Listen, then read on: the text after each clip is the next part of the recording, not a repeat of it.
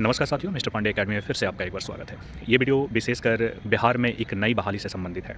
जी हाँ मेरे दोस्तों, बिहार में हर एक डिपार्टमेंट में नए-नए तरीके से बहाली आयोजित की जा रही है और उसी एक कड़ी को मैं आगे की तरफ बढ़ाते हुए एक नई बहाली को आपके समक्ष रखने का प्रयास कर रहा हूँ।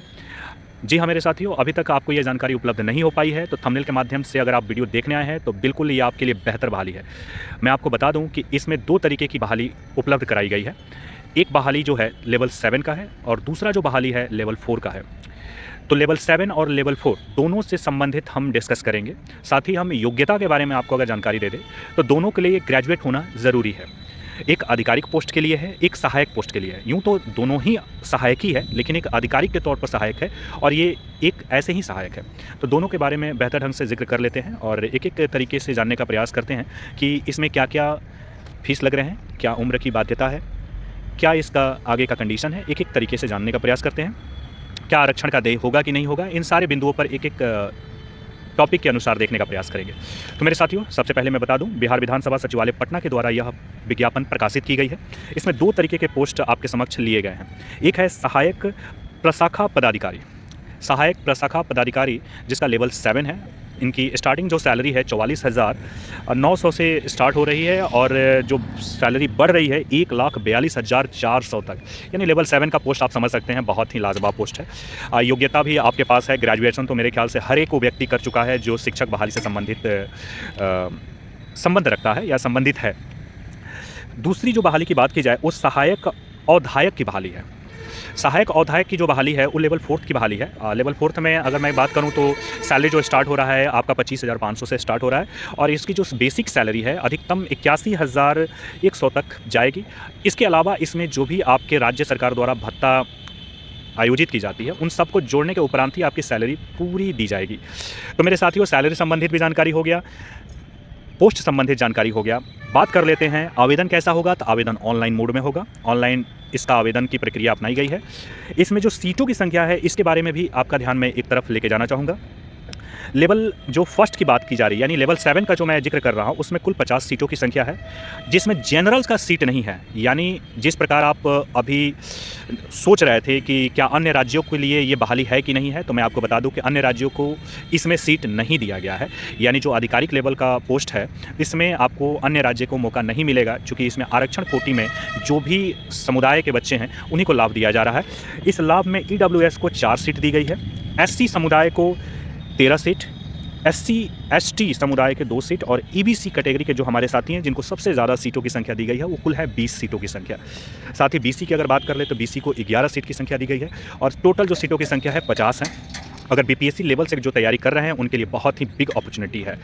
महिलाओं को 35% आरक्षण के साथ कुल 17 सीट आवंटन किए गए हैं। इसमें सीटों की संख्या बढ़ भी सकती है, घट भी सकती है, क्योंकि विज्ञापन में स्पष्ट कहा गया है कि सीटों की संख्या समय अनुसार बढ़ाने का भी प्रयास किया जा सकता है या फिर घटाने का भी किया जा सकता है।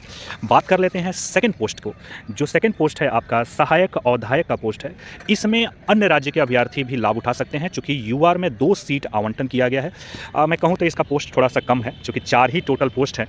सीटों की संख्या कम है लेकिन इतना ज़बरदस्त डिपार्टमेंट है ये कि आप सोच नहीं सकते हैं। बिहार विधानसभा सचिवालय सोच भी नहीं सकते हैं कि कितना ज़बरदस्त है। कहने के लिए छोटा पोस्ट है लेकिन इसका औहदा बहुत ही बड़ा है। इसमें जो कार्यरत हैं उनसे मैं जानकारी जब लिया तो मैं खुद ही दंग रह गया कि कहने के लिए ये सिर्फ पोस्ट आपके लेवल 4 के हैं लेकिन इसका औहदा जो है वो बहुत हाई है। तो मेरे साथियों, अगर आपके पास योग्यता है तो पीछे हटने की ज़रूरत बिल्कुल नहीं है। आपको भी मौका लेना चाहिए और इसको करना भी चाहिए। आगे की बात हम आपको अगर जानकारी दे दूं तो मैं आपको बता दूं कि इसमें आयु जो है, जो आयु निर्धारित की गई है वो आयु 21 वर्ष न्यूनतम निर्धारित की गई है और अधिकतम सामान्य प्रशासन विभाग के तहत 37 वर्ष निर्धारित किया गया है। इसमें जिस प्रकार से कैटेगरी वाइज आपको छूट दी जाती है वो सारे इसमें लागू होंगे। आपको मैं अन्य जानकारी दे दूँ कि इसमें 2 एग्ज़ाम होंगे। जिस प्रकार BPSC में एग्ज़ाम होते हैं, एक प्री होगा, एक मेंस होगा।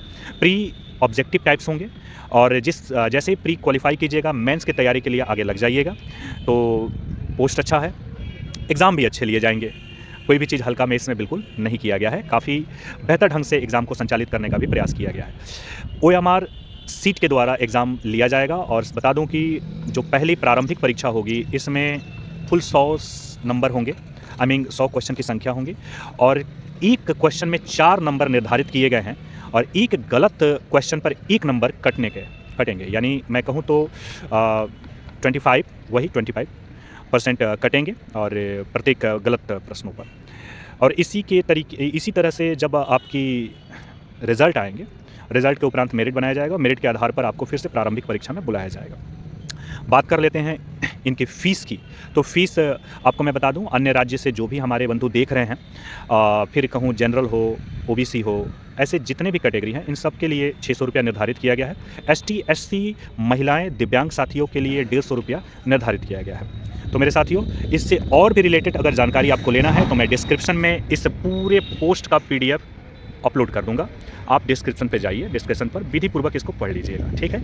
यही एक बहुत ही लाजवाब पोस्ट को मैं डिस्क्राइब किया। मुझे उम्मीद है कि ये जानकारी आपको बहुत ही बेहतर लगी होगी, और ऐसे ही तमाम पोस्ट जो बेहतर आएंगे, जो आपके लायक आएंगे, जो आपके योग्यता के योग्य होंगे, मैं बिल्कुल डिस्क्राइब करते रहूँगा। तब तक बने रहिए मिस्टर पांडे अकेडमी के साथ। मिलते हैं फिर नेक्स्ट अपडेट में, नेक्स्ट जानकारी के साथ। जय हिंद।